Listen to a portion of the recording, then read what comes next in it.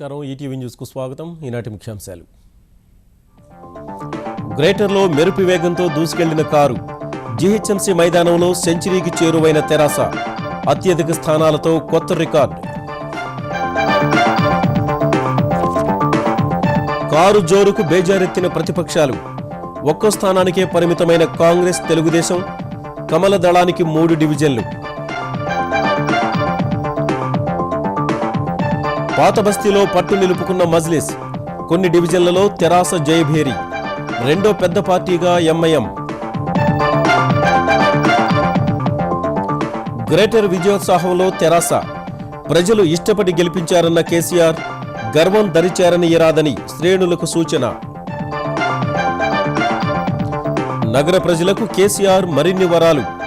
వచ్చే బడ్జెట్లో నగరానికి 1,00,000 ఇళ్లు, 3,000 పడకల ఆసుపత్రులు. కాపు రిజర్వేషన్ల కోసం ముద్రగడ ఆమరణ దీక్ష. పలు జిల్లాల్లో అనుచరుల మద్దతు. ఎందుకు చేస్తున్నారో చెప్పాలన్న నారాయణ. అసోంలో పెట్రోకెమికల్ కర్మాగారాన్ని ప్రారంభించిన ప్రధాని. అనుబంధ పరిశ్రమల్లో అవకాశాలు అందుకోవాలని యువతకు మోదీ పిలుపు. 2020 ప్రపంచ కప్ కోసం భారత జట్టు ఖరారు. యువరాజ్, హర్భజన్లకు చోటు. జట్టులో చేరిన మహమ్మద్ షమి.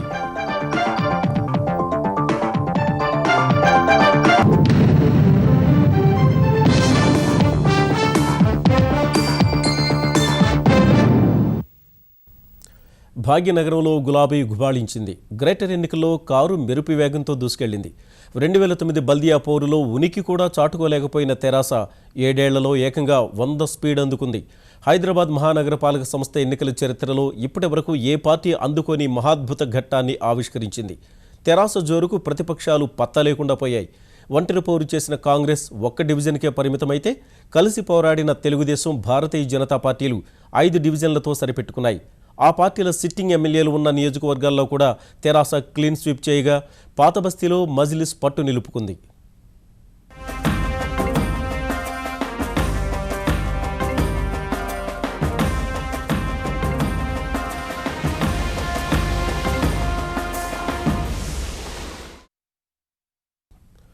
మహానగర పోరులో గులాబీ జెండా రెపరెపలాడింది. ఉత్కంఠ రేపిన మహాసంగ్రామంలో యుద్ధం ఏకపక్షంగా నడవగా, ప్రతిపక్షాల అడ్రస్ గల్లంతైంది. మజ్లిస్ మాత్రం పాత బస్తీలో పట్టు నిలుపుకోగా, తెరాస అక్కడ కూడా కొన్ని డివిజన్లు గెలిచి సత్తా చాటింది. ఇప్పటి వరకు వెలువడిన 146 డివిజన్ల ఫలితాల్లో తెరాస 99 చోట్ల జయభేరి మోగించి, గతంలో ఎన్నడూ లేని విధంగా మహానగరపాలక సంస్థ ఎన్నికల్లో అత్యధిక స్థానాలు గెలుచుకున్న సరికొత్త రికార్డును నెలకొల్పింది. ఈ ఎన్నికల్లో 41 డివిజన్లు గెలుచుకున్న మజ్లిస్ 2వ స్థానంలో నిలిచింది. గ్రేటర్ పోరులో భీకర ప్రచారం చేసిన కాంగ్రెస్ 2 డివిజన్లు మాత్రమే గెలుచుకుంటే, భారతీయ జనతా పార్టీ 3 చోట్ల విజయం సాధించింది. కమల దళంతో కలిసి పోటీ చేసిన తెలుగుదేశం 1 డివిజన్ మాత్రమే గెలుచుకొని చిట్ట చివరిలో నిలిచింది. ఈ ఎన్నికల్లో 100 మంది స్వతంత్రులు పోటీ చేసినప్పటికీ ఒక్కరు కూడా విజయం సాధించలేకపోయారు. ఒక రామంతపూర్ డివిజన్లో మాత్రం మొదట ఓ స్వతంత్ర అభ్యర్థి కాస్త ఆధిక్యం కనబరిచినప్పటికీ తర్వాత ఓటమి పాలయ్యారు. గ్రేటర్ పరిధిలో పాత బస్తీ మినహా అన్ని శాసనసభ నియోజకవర్గాల్లో కారు జోరుగా సాగింది. ప్రతిపక్షాల సిట్టింగ్ ఎమ్మెల్యేలు ఉన్న నియోజకవర్గాల్లో దుమ్మురేపే ఫలితాలను అందుకుంది. తెలుగుదేశం, భారతీయ జనతా పార్టీ సిట్టింగ్ శాసనసభ్యులు ఉన్న అన్ని నియోజకవర్గాల పరిధిలోని దాదాపు అన్ని డివిజన్లలో జయభేరి మోగించింది. ప్రధాన నగరం సహా శివారు ప్రాంతాల్లో ప్రతిపక్షాల అడ్రస్ను గల్లంతు చేసింది. హైదరాబాద్ మహానగరంలోని శివారు ప్రాంతాల్లో తెలుగుదేశం పార్టీకి కంచుకొట్టగా ఉన్న డివిజన్లు చాలా వరకు తెరాస ఖాతాలో చేరిపోయాయి. తెదేపాకు పట్టున్న కూకట్పల్లి అసెంబ్లీ నియోజకవర్గం పరిధిలోని 8 డివిజన్లలో 7ంటిని తెరాస గెలుచుకుంది. ఇక్కడ తెదేపా తరపున గెలిచిన మాధవరం కృష్ణారావు తెరాసలో చేరగా, ఆయనతో పెద్ద ఎత్తున కార్యకర్తలు కూడా రావడం అధికార పార్టీకి కలిసొచ్చింది. శేర్లింగంపల్లి నియోజకవర్గంలోని మొత్తం 10 డివిజన్లలో గులాబీ జెండా ఎగిరింది. ఇక్కడ కూడా తెదేపా ఎమ్మెల్యే అరికిపూడి గాంధీ ప్రాతినిధ్యం వహిస్తున్నప్పటికీ కారు జోరుకు ఏమాత్రం కళ్లెం వెయ్యలేకపోయారు. తెలుగుదేశం ఖాతాలో ఉన్న కుత్బుల్లాపూర్ అసెంబ్లీ నియోజకవర్గ పరిధిలోని 8 డివిజన్లు కూడా తెరాస కొల్లగొట్టింది. జూబ్లీహిల్స్ నియోజకవర్గ పరిధిలోని 9 డివిజన్లకు 7 చోట్ల తెరాస విజయం సాధించింది. ఇక్కడి నుంచి తెలుగుదేశం గ్రేటర్ అధ్యక్షుడు మాగంటి గోపీనాథ్ ప్రాతినిధ్యం వహిస్తున్న కారు జోరును ఆపలేకపోయారు. జూబ్లీహిల్స్ లో మరో 2 స్థానాలను ఎంఐఎం కైవసం చేసుకుంది. ఎల్బీ నగర్ పరిధిలోని మొత్తం 11 డివిజన్లను గులాబీ పార్టీ కైవసం చేసుకుంది. ఇక్కడ తెలుగుదేశం తరపున బీసీ సంక్షేమ సంఘం జాతీయ అధ్యక్షుడు ఆర్ కృష్ణయ్య ప్రాతినిధ్యం వహిస్తున్నప్పటికీ కారు జోరును ఏమాత్రం ఏమాత్రం అడ్డుకోలేకపోయారు. తెలుగుదేశం రంగారెడ్డి జిల్లా అధ్యక్షుడు ప్రకాష్ గౌడ్ ప్రాతినిధ్యం వహిస్తున్న రాజేంద్రనగర్ నియోజకవర్గ పరిధిలో 5 డివిజన్లు తెరాస గెలిస్తే 2 చోట్ల మజ్లిస్ కైవసం చేసుకుంది. పటాన్చెరు పరిధిలో 3 డివిజన్లు ఉంటే 2 చోట్ల అధికార పార్టీ గెలుపొందింది. ఒక చోట కాంగ్రెస్ విజయం సాధించింది. మహేశ్వరం పరిధిలోని 2 స్థానాల్లో ఒకటి తెరాస గెలుచుకోగా మరో డివిజన్లో భాజపా గెలిచింది. భాజపా ఎమ్మెల్యే ఎన్వీఎస్ఎస్ ప్రభాకర్ నేతృత్వం వహిస్తున్న ఉప్పల్ శాసన నియోజకవర్గం పరిధిలో 8 డివిజన్లను తెరాస గెలుచుకుంటే భాజపా తెలంగాణ అధ్యక్షుడు కిషన్ రెడ్డి నేతృత్వం వహిస్తున్న అంబర్పేట్ అసెంబ్లీ సెగ్మెంట్ లో కూడా కమల దళానికి రక్తహస్తమే మిగిలింది. అంబర్పేట్లోని 5 డివిజన్లను తెరాస గెలుచుకుంది. భాజపా తెలంగాణ శాసనసభాపక్ష నేత లక్ష్మణ్ నేతృత్వం వహిస్తున్న ముషీరాబాద్ అసెంబ్లీ సెగ్మెంట్ లో కూడా కారు దూసుకుపోయింది. ఈ నియోజకవర్గంలోని 6 డివిజన్లలో తెరాస జయకేతనం ఎగురవేసింది. భాజపా ఖాతాలోనే ఉన్న ఖైరతాబాద్ అసెంబ్లీ సెగ్మెంట్ లోని 5 డివిజన్లను తెరాసనే కైవసం చేసుకుంది. భాజపా నేతృత్వం వహిస్తున్న గోషామహల్ అసెంబ్లీ సెగ్మెంట్ లో 6 డివిజన్లు ఉంటే 3 తెరాస జయభేరి మోగిస్తే మరో 2 మజ్లిస్ జెండా ఎగరేసింది. భాజపా మాత్రం ఒక్క డివిజన్ తో సరిపెట్టుకుంది. తెలంగాణ ఆబ్కారీ శాఖ మంత్రి పద్మారావు నేతృత్వం వహిస్తున్న సికింద్రాబాద్ అసెంబ్లీ నియోజకవర్గంలో 5 డివిజన్లలో గులాబీ గుబాళించింది. తెరాస ఖాతాలోనే ఉన్న మల్కాజ్గిరి శాసనసభ నియోజకవర్గంలోని 9 డివిజన్లలో తెరాస జయభేరి మోగించింది. తెలుగుదేశం నుంచి గెలిచి తెరాస గూటికి చేరి తెరాస సర్కార్లో మంత్రి పదవిని పొందిన తలసాని శ్రీనివాస్ యాదవ్ ప్రాతినిధ్యం వహిస్తోన్న సనత్ నగర్ నియోజకవర్గంలోని 4 డివిజన్లలో కూడా గులాబీ గుబాళించింది. పాత బస్తీలో మజ్లిస్ పట్టు నిలుపుకుంది. కొన్ని డివిజన్లలో తెరాస గెలిచినప్పటికీ 60కి పైగా స్థానాల్లో పోటీ చేసిన మజ్లిస్ 40 చోట్ల జయకేతనం ఎగరేసింది. తన ఖాతాలో ఉన్న 7 శాసనసభ నియోజకవర్గాల్లో మెజారిటీ డివిజన్లను మజ్లిస్ కైవసం చేసుకుంది. మజ్లిస్కు కంచుకోటగా ఉన్న చాంద్రాయణగుట్టలోని 5 డివిజన్లు కైవసం చేసుకుంది. బహదూర్పురాలో కూడా మొత్తం 5 డివిజన్లు కైవసం చేసుకున్న మజ్లిస్ చార్మినార్లో 3 గెలిచింది. చార్మినార్లో భారతీయ జనతా పార్టీ 1 డివిజన్ కైవసం చేసుకుంది.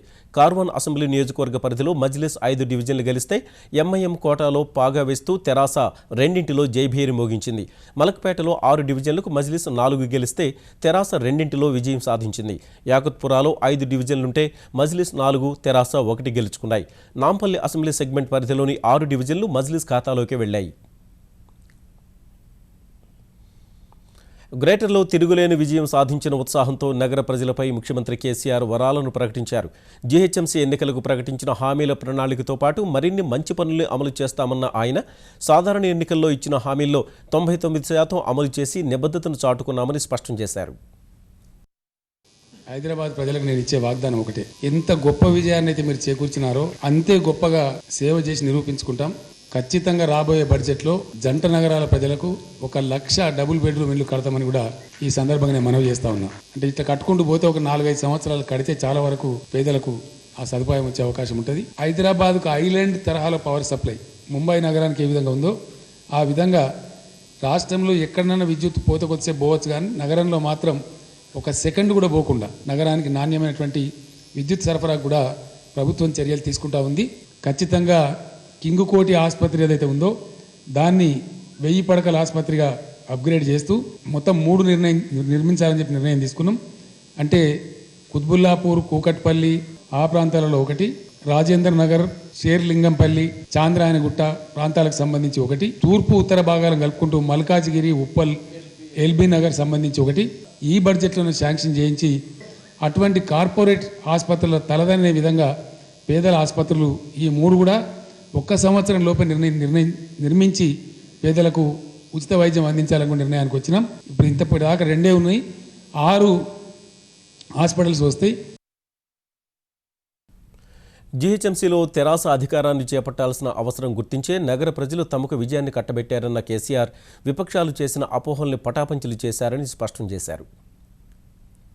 తెలంగాణ రాష్ట్రం కోసం జరిగిన ఉద్యమ సందర్భంలో కానీ రాష్ట్రం ఏర్పడ్డ తర్వాత జరిగిన ఇమీడియట్ ఎన్నికల్లో కానీ కొంతమంది అనేక అపోహలు సృష్టించినారు. టీఆర్ఎస్ అంటే అదేదో భూతం, సెటిలర్స్ ఏదో ఇబ్బంది పెడతారు, ఆంధ్ర ప్రాంతీయులను ఇబ్బంది పెడతారు అని కొన్ని పిచ్చి ప్రయత్నాలు చేసినారు. కానీ ఈరోజు తేలిపోయింది, హైదరాబాదీలంతా టీఆర్ఎస్ వైపే, హైదరాబాదీలు కేసీఆర్తోనే ఉంటామని చెప్పి పిడికిలు ఎత్తి మరీ రుజువు చేసినారు. కాబట్టి హైదరాబాద్లో ఉన్న వాళ్ళందరూ మా బిడ్డలే, అందరినీ కూడా కడుపులో పెట్టుకుంటాం. మేయర్ అభ్యర్థిని పార్టీలో ముఖ్యులు, నగర మంత్రులతో కలిసి నిర్ణయిస్తామన్న కేసీఆర్ ఇకనైనా విపక్షాలు నిర్మాణాత్మకంగా సూచనలు ఇవ్వాలని కోరారు. ఎన్నికల సందర్భంగా హింసపై స్పందించిన ముఖ్యమంత్రి ఎవరి పరిధిలో వారుంటే మంచిదన్నారు. జంట నగరాలలో మాకు లంచం ఇచ్చే అవసరం లేకుండా హైదరాబాద్లో మేము ఇంటి పర్మిషన్ తెచ్చుకోగలం అని ప్రజలు అనుకునే రోజు వస్తేనే ఈరోజు మనం గెలిచిన గెలుపుకు ఒక సార్థకత ఉంటుంది. ఇంత విశ్వాసాన్ని ప్రజలు మన మీద పెట్టినప్పుడు దాన్ని నిలబెట్టుకోవాల్సిన బాధ్యత కూడా ఖచ్చితంగా పార్టీ మీద ఉంటుంది. ముఖ్యంగా ఎలక్షన్స్లో వస్తుంటాయి, అక్కడ ఇక్కడ కొన్ని స్పోరాడిక్ ఇన్సిడెంట్స్ జరుగుతాయి. భవిష్యత్తులో మటుకు ఇవి పునరావృతం కాకుండా అన్ని రాజకీయ పార్టీలు, పోలీస్ శాఖ అందరం కూడా చర్యలు తీసుకోవాల్సిన అక్కర ఉంటుంది. ఎవరు ఒళ్ళు వాళ్ళే దగ్గర పెట్టుకొని ప్రవర్తిస్తే మంచిది. అతికి ఎవరు పోయినా అది వారికే మంచిది కాదు, సమాజం నుంచి మంచి పరిణామాలు రావు. తెలంగాణలో తెరాసకు సర్వామోదం ఉందనే విషయం గ్రేటర్ ఎన్నికల్లో అఖండ విజయంతో రుజువైందని జీహెచ్ఎంసీ ఎన్నికల్లో పార్టీ గెలుపు బాధ్యతను భుజాన వేసుకుని నడిపించిన కె తారక రామారావు స్పష్టం చేశారు. ఈ విజయం తమ బాధ్యతను మరింత పెంచిందన్న ఆయన సవాళ్లను విపక్షాల విజ్ఞతకే వదిలిపెడుతున్నట్లు స్పష్టం చేశారు.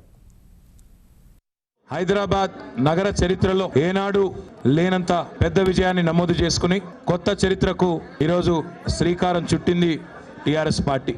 తెలంగాణలో ఈ గెలుపుతో టీఆర్ఎస్ అంటే తిరుగులేని రాజకీయ శక్తి అని మరొకసారి రుజువైన నేపథ్యంలో చాలా మంది చాలా రకాల మాటలు అన్నారు, సెటిలర్లు అన్నారు, ఇంకోటి అన్నారు. కానీ ఈరోజు టీఆర్ఎస్ హైదరాబాద్లో నమోదు చేసుకున్న ఈ విజయంతో మా గెలుపు పరిపూర్ణమైంది. టీఆర్ఎస్ కు సార్వజనీనమైన ఆమోదం ఉందనేది మళ్ళొకసారి ఖరారైంది. మరి గ్రేటర్ హైదరాబాద్ ప్రజలకు మేము ఏదైతే వాగ్దానం ఇచ్చామో తూచా తప్పకుండా నిలబెట్టుకుంటాం. మేయర్ ఎన్నికల్లో ఎక్స్ అఫిషియో సభ్యులకు ఓటు హక్కు కల్పించడం ప్రజాస్వామ్య విరుద్ధమని, ఈ విషయంపై పునరాలోచించాలని కేంద్ర పట్టణాభివృద్ధి శాఖ మంత్రి వెంకయ్యనాయుడు సూచించారు. పాత బస్తీలో దాడులు చేసిన ఎంఐఎం నేతలపై పోలీసులు ఎందుకు చర్యలు తీసుకోలేదని ఆయన ప్రశ్నించారు. గ్రేటర్లో స్పష్టమైన మెజారిటీ సాధించిన తెరాసకు అభినందనలు తెలిపారు. సంతోషం, ఏ పార్టీకైనా రానండి, ప్రజల తీర్పు, దాన్ని అందరం గౌరవించాల్సి ఉంది. ఆ ప్రజలు తీర్పు పొందిన వాళ్ళు చక్కని పరిపాలన అందించి వాళ్ళు ఇచ్చిన వాగ్దానం నెరవేర్చే పైన దృష్టి సారిస్తారని చెప్పని నేను భావిస్తూ ఉన్నాను. గ్రేటర్ ఎన్నికల్లో ఊహించని ఫలితాలు వెలువడడానికి గల కారణాలపై సమీక్షిస్తామని తెలుగుదేశం వెల్లడించింది.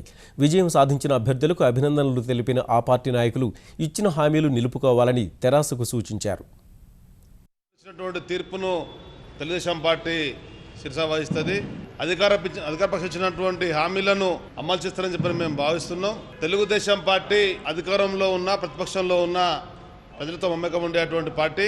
ఈ ఫలితాలన్నింటినీ కూడా విశ్లేషించుకొని మా యొక్క పార్టీ కార్యాచరణ ప్రణాళికను కూడా ప్రకటిస్తున్న తర్వాత ఎన్నికల హామీ మేరకు కాపు రిజర్వేషన్లు తక్షణమే అమలు చేయాలని కోరుతూ మాజీ మంత్రి ముద్రగడ పద్మనాభం తూర్పుగోదావరి జిల్లా కిర్లంపూడిలో చేపట్టిన ఆమరణ దీక్ష కొనసాగుతోంది. భార్య పద్మావతితో కలిసి ఆయన దీక్షకు దిగగా నిరంతరం ఆయనకు వైద్య పరీక్షలు నిర్వహిస్తున్నారు. అటు ఎలాంటి అవాంఛనీయ ఘటనలు జరగకుండా పోలీసులు భారీగా మోహరించారు. కాపు రిజర్వేషన్ల అమలు, కాపు కార్పొరేషన్కు ఏటా 1000 కోట్లు ఇస్తానన్న హామీ మేరకు మిగిలిన నిధుల విడుదల కోరుతూ మాజీ మంత్రి ముద్రగడ పద్మనాభం కిర్లంపూడిలోని తన నివాసంలో భార్యతో కలిసి దీక్షకు దిగారు. దీక్ష చేపట్టిన ఆయనకు పలువురు నేతలు, పార్టీల నాయకులు ఆయన ఇంటికి వచ్చి సంఘీభావం తెలిపారు. ఉదయం ముద్రగడ ఇంటికి వెళ్తున్న వారిని అడ్డుకున్న పోలీసులు మధ్యాహ్నం తర్వాత అనుమతించారు. తెలంగాణ కాంగ్రెస్ నేత వి హనుమంతరావును అడ్డుకోగా ఆయన బైఠాయించి నిరసన తెలిపారు. అనంతరం ఆయన్ని లోపలికి అనుమతించారు. ప్రభుత్వం నుంచి స్పష్టమైన హామీ వచ్చే వరకు దీక్ష కొనసాగిస్తారని ముద్రగడ స్పష్టం చేశారు. 20 సంవత్సరాల నుంచి అడగంది ఈ రోజు ఎందుకు అడిగామంటే, ముఖ్యమంత్రి గారు ఒక పేషెంట్కి ఆక్సిజన్ ఇచ్చినట్టుగా ఆ రోజు ఈ బీసీ రిజర్వేషన్ 1000 కోట్లు ఇస్తానని చెప్పిన ఆక్సిజన్ ఇవ్వటం వల్ల వారు ఆ హామీని నిలబెట్టుకోమని కోరుకున్నాం తప్ప మేము గొంతెమ్మ కోరికలు ఏమీ కోరలేదండి. వారి నుంచి ఒక మనిషి వచ్చి చెప్తే నేను నా స్పందన చెప్పగలను సార్. ముద్రగడ దీక్షకు మద్దతుగా తూర్పుగోదావరి జిల్లాతో పాటు ఆంధ్రప్రదేశ్ వ్యాప్తంగా పలుచోట్ల దీక్షా శిబిరాలు వెలిశాయి. కాపు నేతలు దీక్షలకు దిగగా మహిళలు, యువకులు, చిన్నారులు ఖాళీ కంచాలతో నిరసన వ్యక్తం చేశారు. విజయవాడ సబ్ కలెక్టర్ కార్యాలయం వద్ద వినూత్నంగా ధర్నా చేపట్టారు. కర్నూలులో తెలగ, కాపు, బలిజ సేవా సంఘం ఆధ్వర్యంలో రిలే నిరాహార దీక్షలు చేపట్టారు.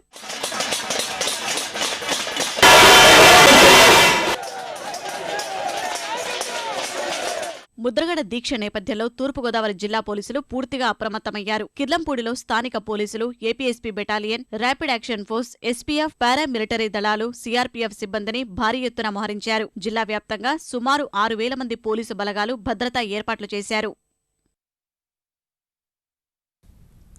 ముద్రగడ ఎందుకోసం దీక్ష చేస్తున్నారో ఇప్పటికే అర్థం కావడం లేదని ఆంధ్రప్రదేశ్ పురపాలక శాఖ మంత్రి నారాయణ అన్నారు. కాపు వర్గానికి చెందిన వ్యక్తిగా తాను కూడా రిజర్వేషన్లను కోరుకుంటున్నారని చెప్పిన ఆయన ఈ దిశలో ఇప్పటికే ప్రభుత్వం చర్యలు చేపట్టిందని గుర్తు చేశారు. అయినా ప్రభుత్వం సానుకూలంగా లేనందునే దీక్ష చేస్తున్నట్లు ముద్రగడ చెప్పడం సత్యదూరమని చెప్పారు. జస్టిస్ మంజునాథ్ కమిషన్ నివేదిక రాగానే కాపు రిజర్వేషన్లపై నిర్ణయం తీసుకుంటామని చెప్పారు. ప్రభుత్వ ప్రక్రియకు సహకరించాలని ముద్రగడకు విజ్ఞప్తి చేశారు. 4లో కోట్ల విజయభాస్కర్ రెడ్డి జీవో నెంబర్ 30 ఇచ్చినట్టు ఇదిగో కాపులు రిజర్వేషన్ ఇచ్చేస్తున్నాం. ఏం రిజర్వేషన్ ఇస్తున్నారు? ఎంత ఇస్తున్నారు? రేషియో ఎంత? కేటగిరీ ఏనా, బీనా, సీనా, డీనా, ఈనా? 50% దాటితే పరిస్థితి ఏంది? ఎకనామిక్గా ఏం చేస్తారు? ఏమీ లేవు. ఇచ్చేస్తున్నారు, కాగితం ఇచ్చారు. అలా మా ముఖ్యమంత్రి గారు చేయాల. చక్కగా ముఖ్యమంత్రి కాగానే గతంలో జరిగిన జీవోలు, గతంలో తీసుకున్న కోర్టు జడ్జిమెంట్స్, కమిషన్ రిపోర్ట్స్ అన్ని స్టడీ చేయించాడు ఆఫీసర్ల దగ్గర. నవ్యాంధ్ర రాజధాని అమరావతిలో అత్యాధునిక వసతులతో కూడిన సూపర్ స్పెషాలిటీ ఆసుపత్రి రానుంది. సుమారు 1000 కోట్ల రూపాయల వ్యయంతో Indo UK institute of health సంస్థ అమరావతిలో ఈ ఆసుపత్రిని నిర్మించనుంది. ఇందుకు సంబంధించి ముఖ్యమంత్రి చంద్రబాబు సమక్షంలో విశాఖలో Indo UK institute of health సంస్థ ఒప్పందం కుదుర్చుకుంది. ప్రఖ్యాత కేంబ్రిడ్జ్ కాలేజ్ ఆఫ్ మెడికల్ భాగస్వామ్యంలో ఇండో యూకే హెల్త్ సంస్థ అమరావతి కేంద్రంగా దేశవ్యాప్తంగా 11 సూపర్ స్పెషాలిటీ ఆసుపత్రులు, పాలీక్లినిక్లు ఏర్పాటు చేయనుంది. దీనికోసం సుమారు 20,000 కోట్ల రూపాయల్ని పెట్టుబడిగా పెట్టనుంది. ప్రపంచాన్ని వణికిస్తున్న జికా వైరస్ను అరికట్టేందుకు ఆంధ్రప్రదేశ్లోని అన్ని విమానాశ్రయాలు, ఓడరేవుల వద్ద ఆరోగ్య సేవా కేంద్రాలను ఏర్పాటు చేయాలని ఆంధ్రప్రదేశ్ వైద్యారోగ్య శాఖ మంత్రి కామినేని శ్రీనివాస్ ఆదేశించారు. సచివాలయం నుంచి అధికారులతో వీడియో కాన్ఫరెన్స్ నిర్వహించిన మంత్రి గన్నవరం, తిరుపతి, విశాఖ, పుట్టపర్తి విమానాశ్రయాలు, ప్రధాన ఓడరేవుల్లో ప్రపంచ ఆరోగ్య సంస్థ నిబంధనల ప్రకారం ఆరోగ్య సేవా కేంద్రాలు ఏర్పాటు చేయాలని సూచించారు. జిల్లా, ఏరియా ఆసుపత్రుల్లో జికా వైరస్ నిర్ధారణ పరీక్షలను ఉచితంగా నిర్వహించాలని, ఒక్కో ఆసుపత్రిలో కనీసం 2 ప్రత్యేక పడకలు ఏర్పాటు చేయాలని సూచించారు. జికా వైరస్పై ప్రజల్లో అవగాహన పెంచే కార్యక్రమాలు చేపట్టాలని ఆదేశించిన మంత్రి లాటిన్ అమెరికా, స్పెయిన్ నుంచి వచ్చే వారి పట్ల అప్రమత్తంగా ఉండాలని హెచ్చరించారు. గర్భిణులకు ఈ వైరస్తో మరింత ప్రమాదం ఉన్నందున మరిన్ని జాగ్రత్తలు తీసుకోవాలని కోరారు.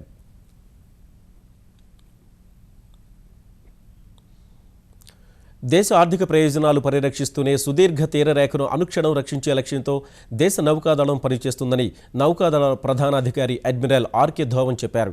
సముద్ర మార్గాల్లో ముంచుకొచ్చే ఉగ్రవాదం, ఉప్పు, పైరేట్లను అరికట్టేందుకు ప్రపంచంలోని సముద్ర తీర దేశాలు పరస్పరం సహకరించుకోవాలని పిలుపునిచ్చారు. విశాఖలో నిర్వహిస్తున్న అంతర్జాతీయ నౌకాదళ సమీక్షకు హాజరైన ధోవన్ ఇందులో పాల్గొనేందుకు వచ్చిన విదేశీ యుద్ధ నౌకల అధికారులకు స్వాగతం పలికారు. సుదీర్ఘ తీరంలో ఉండే ఓడరేవులు, సముద్ర వాణిజ్య లావాదేవీలకు ఆటంకాలు లేకుండా చూసే లక్ష్యంతో దేశ నౌకాదళం పనిచేస్తుందని స్పష్టం చేశారు. ప్రస్తుతం దేశ నౌకాదళంలో 28కు పైనే నౌకలు, జలాంతర్గాములు ఉన్నాయని చెప్పిన ధోవన్ వేర్వేరు నౌకా నిర్మాణ కేంద్రాల్లో 48కు పైనే నౌకలు, జలాంతర్గాములు, ఇతర బోట్లు నిర్మాణంలో ఉన్నాయని తెలిపారు. మరోవైపు యుద్ధ నౌకల్లో పర్యావరణ అనుకూల ఇంధనాల వినియోగంపై ప్రయోగాలు చేస్తున్నట్లు తెలిపిన అడ్మిరల్ ధోవన్ సముద్ర గర్భం నుంచి థర్మల్ వనరు ద్వారా ఇంధనాన్ని రూపొందించే ప్రాజెక్టు చేపట్టామని తెలిపారు. The seas around us are gaining newfound importance as each day goes by because of their linkages with the blue economy. And I have no doubt that the current century is the century of the seas. Global maritime partnerships and networking among navies are therefore emerging as the new order in the 21st century. And therefore, the safety, stability and security of the global commons is the shared responsibility of the coastal states. And this responsibility falls on the shoulders of men in white uniform because the navies and the coast guards need to keep the seas safe and secure, and this can best be achieved through a cooperative and a collaborative approach. ఈశాన్య రాష్ట్రాల అభివృద్ధితోనే దేశ సమగ్రాభివృద్ధి సాధ్యమని ప్రధాని నరేంద్ర మోదీ పునరుద్ఘాటించారు. అసోంలోని దిబ్రూగఢ్లో 10,000 కోట్ల రూపాయలతో నిర్మించిన petrochemical కర్మాగారాన్ని ప్రారంభించిన ప్రధాని సరైన అవకాశాలు లభిస్తే అసోంను అగ్రభాగాన్ని నిలిపే శక్తి స్థానిక యువతకు ఉందన్నారు. 2.8 లక్షల టన్నుల వార్షిక సామర్థ్యం గల బ్రహ్మపుత్ర క్రాకర్ అండ్ పాలిమర్ యూనిట్తో పాటు ఏటా 50,000 టన్నుల మైనం ఉత్పత్తి చేసే నొమాలిగఢ్ రిఫైనరీ యూనిట్ను మోదీ ప్రారంభించారు. ఈ పరిశ్రమల నుంచి ప్లాస్టిక్ తయారీకి కావలసిన ముడి పదార్థాలను ఉత్పత్తి చేయనుండగా అనుబంధంగా చిన్న పరిశ్రమలు ఏర్పాటు చేసి పారిశ్రామికవేత్తలుగా మారాలని యువతను ప్రధాని కోరారు. పెండింగ్ ప్రాజెక్టుల్ని గాడిలో పెట్టడం ద్వారా దేశాభివృద్ధికి తాము ప్రాధాన్యమిస్తున్నట్లు ఆయన వెల్లడించారు. అనంతరం అసోం అసెంబ్లీ ఎన్నికల ప్రచారం చేసిన మోదీ ఎన్ని ప్రభుత్వాలు మారినా అసోం ప్రజలకు ఇచ్చిన హామీలను నిలబెట్టుకోలేదని విమర్శించారు. అసోం ప్రజల సర్వానందమే తమ అభిమతమంటూ భాజపా ముఖ్యమంత్రి అభ్యర్థి సర్బానంద సోనోవాల్ పేరు కలిసి వచ్చేలా చమత్కరించిన మోదీ తమ పార్టీకి అవకాశం ఇవ్వాలని కోరారు. కీలకమైన బిల్లుల విషయంలో కాంగ్రెస్ తీరుపై తీవ్ర స్థాయిలో ప్రధాని విమర్శలు గుప్పించారు. बहुत से नेता हैं जो भारतीय जनता पार्टी का विरोध करते हैं, नरेंद्र मोदी का विरोध करते हैं, सरकार का विरोध करते हैं, फिर भी वो कहते हैं पार्लियामेंट चलनी चाहिए, पार्लियामेंट में चर्चा होनी चाहिए और पार्लियामेंट जो फैसला करे वो सबकी सर आंखों पर होना चाहिए. लेकिन एक परिवार अड़ा हुआ है कि हम राज्यसभा चलने नहीं देंगे, हम देश का कोई काम होने नहीं देंगे, क्योंकि देश की जनता ने हमें हराया क्यों, हम उसका बदला लेंगे और वो मजदूरों से बदला लेंगे. సార్వత్రిక ఎన్నికల్లో ఓడినందుకు కాంగ్రెస్ దేశ ప్రజలపై ప్రతీకారం తీర్చుకుంటోందన్న ప్రధాని నరేంద్ర మోదీ వ్యాఖ్యలపై కాంగ్రెస్ ఉపాధ్యక్షుడు రాహుల్ గాంధీ మండిపడ్డారు. ప్రధాని మోదీ తన విధులు నిర్వర్తించడం మాని ఆగిపోయిన ప్రతి పనికి సాకులు వెతుకుతున్నారని ఆక్షేపించారు. ఇప్పటికైనా ఆయన పాలనపై దృష్టి సారించాలని ఢిల్లీలో వివిధ రాష్ట్రాల పీసీసీ అధ్యక్షులతో సమావేశం తర్వాత సూచించారు. कि प्रधानमंत्री जी का काम देश को चलाने का काम होता है, बहाने बनाने का काम नहीं होता है. प्रधानमंत्री जी को देश को चलाने का काम शुरू करना चाहिए. मैंने जैसे कहा किसान रो रहा है, मजदूर रो रहा है और आज मुझे ये बात नहीं समझ आ रही है कि उद्योगपति भी रो रहे हैं. बड़े बड़े उद्योगपति हमारे पास आते हैं, कहते भैया नरेंद्र मोदी जी जिन्होंने हमारे लिए सरकार चलाई है वो हमारा ही काम नहीं कर पा रहे हैं. तो जरूर नरेंद्र मोदी जी बहाने बनाएंगे, मगर मैं उनको कहना चाहता हूं कि देश को चलाने का काम करें, क्योंकि देश ने उनको इसलिए चुना है. ఆసియా యూరోప్ మార్కెట్లు లాభాల్లో పయనించడం సహా తగ్గిన ధరల వద్ద ప్రధాన సంస్థలకు చెందిన వాటాలు కొనేందుకు మదుపరులు ఆసక్తి చూపిన వేళ స్టాక్ మార్కెట్లు వరుసగా రెండో రోజు లాభాల్లో పయనించాయి. క్రితం సెషన్లో 115 పాయింట్లు లాభపడిన సెన్సెక్స్ ఇవాళ మరో 279 పాయింట్లు ఎగబాకింది. ఈ ఉదయం 24,360 పాయింట్ల వద్ద ప్రారంభమైన సూచి మొదట్లో కాసేపు హెచ్చుతగ్గుల మధ్య సాగింది. ఒక దశలో 24,346 పాయింట్ల కనిష్ట స్థాయికి పడిపోయిన సూచి తర్వాత ఆసియా మార్కెట్లు లాభాల్లోకి మళ్లడం, యూరోప్ మార్కెట్లు ఆధిక్యంలో ప్రారంభం కాగా మదుపరులు కొనుగోళ్లకు ఆసక్తి చూపారు. ఈ దశలో 24,673 పాయింట్ల గరిష్ట స్థాయిని తాకిన సూచి చివరకు 24,617 పాయింట్ల వద్ద ముగిసింది. జాతీయ స్టాక్ ఎక్స్చేంజ్ సూచి నిఫ్టీ 85 పాయింట్లు పెరిగి 7,489 వద్ద స్థిరపడింది. ఈటీవీ న్యూస్ సమాప్తం. నమస్కారం.